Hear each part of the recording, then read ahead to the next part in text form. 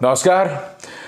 क्या भारतीय जनता पार्टी को ऐसा लगता है कि प्रधानमंत्री नरेंद्र मोदी इस देश के राजा हैं और हम उन सबकी प्रजा? आपकी स्क्रीन पर दोस्तों ये हैं बीजेपी के अध्यक्ष जेपी नड्डा। हिमाचल में एक रैली हो रही थी और उस रैली में जेपी नड्डा साहब ने कहा कि प्रधानमंत्री नरेंद्र मोदी ने 2 वैक्सीन्स बनाई। वो 2 वैक्सीन्स देश की जनता को लगाई। देश की जनता को एहसानमंद होना चाहिए, लगभग उनका इशारा यही था। आगे वो ये कहते हैं कि जिस तरह से प्रधानमंत्री ने आपको बचाया, अब बारी आ गई है कि प्रदेश की जनता हमको बचाए।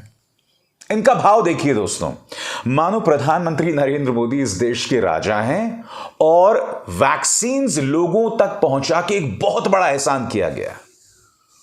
मैं जेपी नड्डा साहब को फिर याद दिलाना चाहूंगा कि प्रधानमंत्री नरेंद्र मोदी खुद को बार बार प्रधान सेवक बोलते हैं। वो तो बार बार खुद को यह भी कहते हैं कि मैं गरीब का बेटा हूं। तो मैं समझना चाहता हूं कि इस गरीब के बेटे को बार बार राजा महाराजा के तौर पर क्यों प्रस्तुत किया जाता है। और जेपी नड्डा साहब से मैं पूछना चाहता हूं, आप ये जो एहसान जतला रहे हैं ना कि 2 वैक्सीन्स प्रधानमंत्री ने बनाई, सबसे पहले प्रधानमंत्री ने नहीं बनाई, देश के वैज्ञानिकों ने बनाई, नंबर 1। नंबर 2, अगर वाकई 2 वैक्सीन्स बनाई तो मैं कुछ और भी पूछना चाहता हूं। आपको याद है पीएम केयर्स फंड के बारे में कहा गया कि करीब 2000 करोड़ रुपए खर्च किया गया है 50 वेंटिलेटर्स हासिल करने के लिए। उन 50 वेंटिलेटर्स का मकसद था ताकि अस्पतालों में ऑक्सीजन मुहैया कराया जा सके। मगर बावजूद इसके क्या हुआ? अहमदाबाद याद है कि नहीं आपको? वहां पर अस्पतालों के पास ऑक्सीजन नहीं था। ऑक्सीजन की कमी के चलते गुजरात में बड़े पैमाने पर लोग मारे गए, उत्तर प्रदेश में बड़े पैमाने पर लोग मारे गए, मध्य प्रदेश में बड़े पैमाने पर लोग मारे गए। और सबसे शॉकिंग बात, इस खबर को देखिए दोस्तों, वायर की खबर। यह खबर जानते हैं क्या कहती है?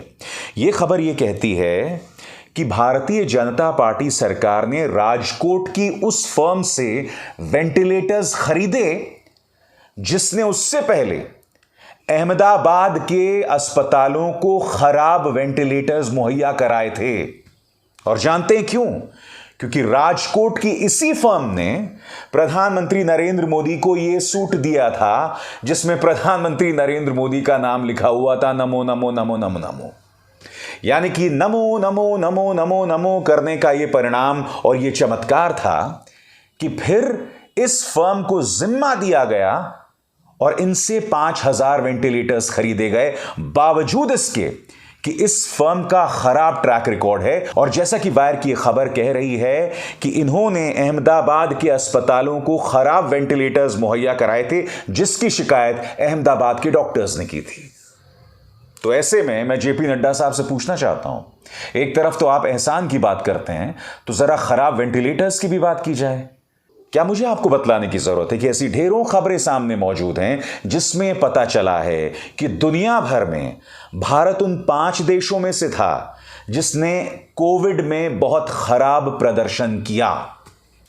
यही नहीं, ऑक्सीजन प्लांट्स मुहैया कराने को लेकर टेंडर ही इन्होंने बहुत देर से जारी किया, जबकि कोरोना को पहले ही आपदा घोषित किया जा चुका था। तो जब आप एहसान की बात करते हैं ना जेपी नड्डा साहब, तो इन तथ्यों पर भी गौर कीजिएगा। दरअसल हकीकत यह है दोस्तों कि अगर राजा और महाराजा की तरह कोई बर्ताव कर रहा है तो वो प्रधानमंत्री मोदी हैं। मैं आपको पहले भी बता चुका हूं, गुजरात के मोरबी में हादसा होता है रविवार को, अगले पूरे दिन प्रधानमंत्री मोरबी नहीं जाते। 1 नहीं, 2 नहीं, 3-3 चुनावी सभाओं को संबोधित करते हैं, जिसमें एक सभा होती है जहां वो एक ट्रेन को हरी झंडी दिखा रहे होते हैं।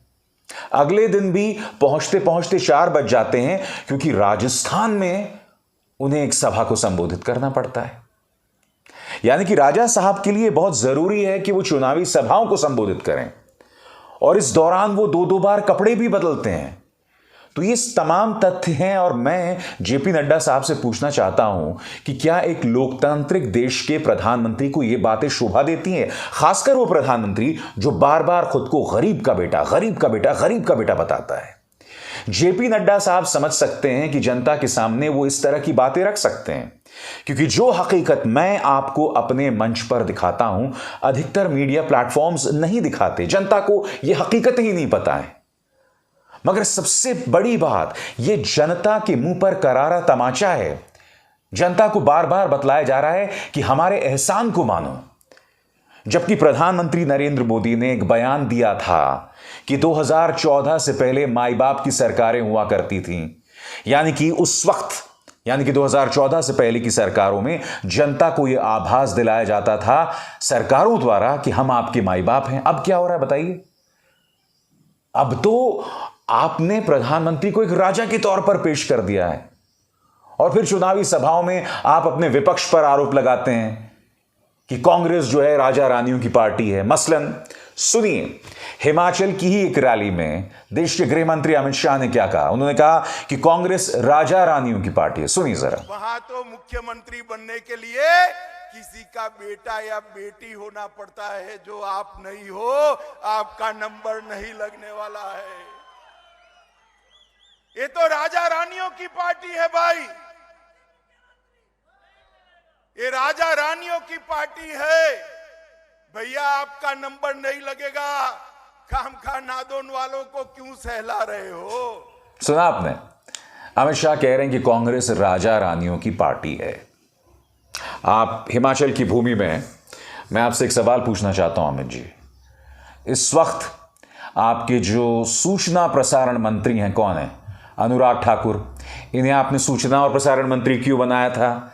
जब उन्होंने दिल्ली के चुनावों में ऐसी शानदार बयानबाजी दी थी। गद्दारों को गोली मारो, देश के गद्दारों को। हाँ, यही वाली बयानबाजी। तो मैं आपसे पूछना चाहता हूं कि अनुराग ठाकुर के पिता कौन है? प्रेम कुमार धूमल। प्रेम कुमार धूमल कौन थे? हिमाचल के पूर्व मुख्यमंत्री थे। इन्हीं अनुराग ठाकुर के भाई हैं आपके स्क्रीन्स पर, जो आईपीएल के खजांची हुआ करते थे और अब शायद आईपीएल के चेयरमैन भी हैं। तो आप हिमाचल की जमीन पर विपक्ष पर आरोप लगा रहे हैं कि वो राजा रानियों की पार्टी है। आप मुझे बतलाइए ना, हिमाचल प्रदेश के अंदर क्या हो रहा है? और सबसे बड़ी बात अमित जी, मैं आपसे एक सवाल पूछना चाहता हूं।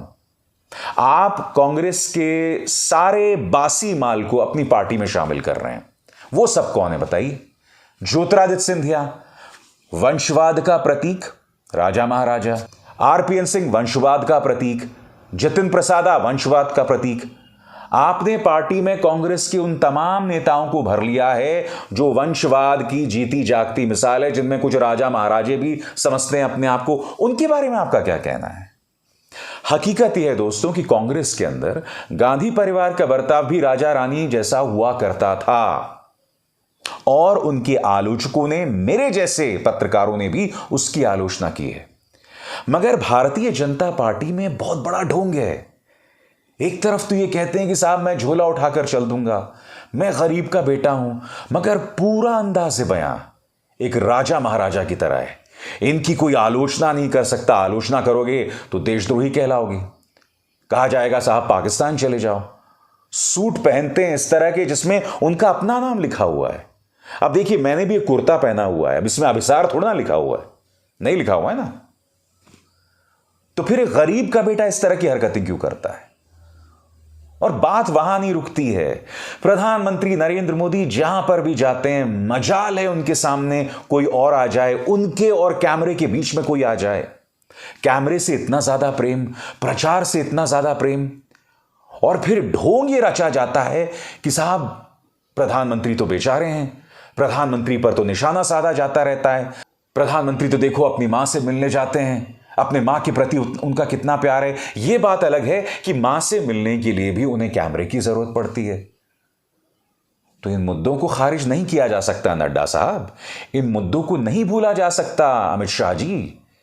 आप चाहे जितना भी कह लें, इस वक्त इस देश के अंदर अगर कोई राजा महाराजा है तो प्रधानमंत्री हैं, खासकर भारतीय जनता पार्टी उन्हें जिस तरह से प्रस्तुत करती है, खासकर उनका जिस तरह से बर्ताव होता है कि त्रासदी के बीच में भी हम दो दो बार कपड़े बदलते हैं। त्रासदी के बीच में भी आपको जनता का दर्द नहीं दिखाई देता और आप चुनावी सभा करते रहते हैं। और जब आप लोगों का दर्द जानने के लिए मोरबी अस्पताल पहुंचते हैं तो अस्पताल का रंग रोगन किया जाता है, उसके सामने वाली सड़क जो है उसे फिर से बिछाना शुरू किया जाता है। ऐसा तो राजा महाराजाओं के लिए होता था ना, तो ऐसे में आप मुझे बतलाइए, इस देश में राजा महाराजा कौन है और किस पॉलिटिकल पार्टी से? तो कृपया वंशवाद, राजा महाराजा जैसे मुद्दों पर बोलना बंद कीजिए। नड्डा साहब और अमित शाह जी, आपके पास इस मुद्दे पर बोलने का कोई अधिकार नहीं है। अभिसार शर्मा को दीजिए इजाजत। नमस्कार।